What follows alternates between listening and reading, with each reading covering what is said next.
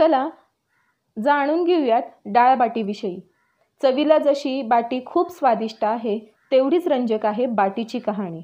ही 1300 वर्षे जुनी कथा आहे। या काळामध्ये बाप्पा रावळ यांनी मेवाड राजवंशाची सुरुवात केली होती। बाप्पा रावळ यांना मेवाड राजवंशाचे संस्थापक देखील म्हणतात।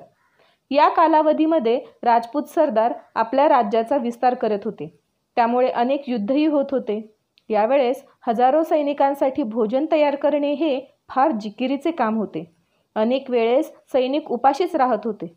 असेच एकदा सैनिकांनी सकाळी चपात्या करण्यासाठी पीठ मळले, पण चपात्या करण्याआधीच युद्धाची वेळ झाली। मग सैनिकांनी त्या पिठाचे छोटे छोटे गोळे त्या तापलेल्या वाळूवर तसेच सोडले आणि ते युद्धासाठी निघून गेले। संध्याकाळी जेव्हा ते परत आले तेव्हा त्यांनी पाहिले की ते मातीचे गोळे वाळूत दबले गेले होते। दिवसभराच्या सूर्याच्या उष्णतेने आणि तापलेल्या वाळूमुळे ते छान शिजले गेले होते। थकल्या भागल्या सैनिकांनी जेव्हा हे गोळे खाल्ले तेव्हा त्यांना ते खूप स्वादिष्ट लागले। तेव्हा त्या गोळ्यांना नाव मिळाले बाटी। तेव्हापासून सैनिक रोज सकाळी पिठाचे गोळे बनवून वाळूखाली ठेवत असत आणि संध्याकाळी आल्यावर त्या बाटी ते चटणी, लोणचं किंवा युद्धभूमीवर उपलब्ध असलेल्या सांडणी किंवा बकरीच्या दुधासोबत किंवा दह्यासोबत खात। यामुळे त्यांचा वेळही वाचू लागला।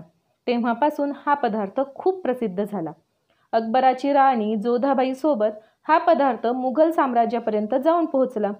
तेथे ही बाटी उकडून बनवली जाऊ लागली आणि तेथे तिला नाव मिळाले बाफला।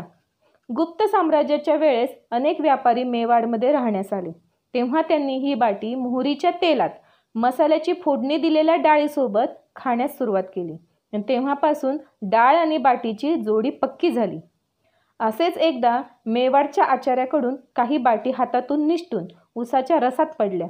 त्या नरम आणि स्वादिष्ट लागल्या आणि चुरम्याचा जन्म झाला। आजही डाळ, बाटी आणि चुरमा आपण सर्व आनंदाने खातो।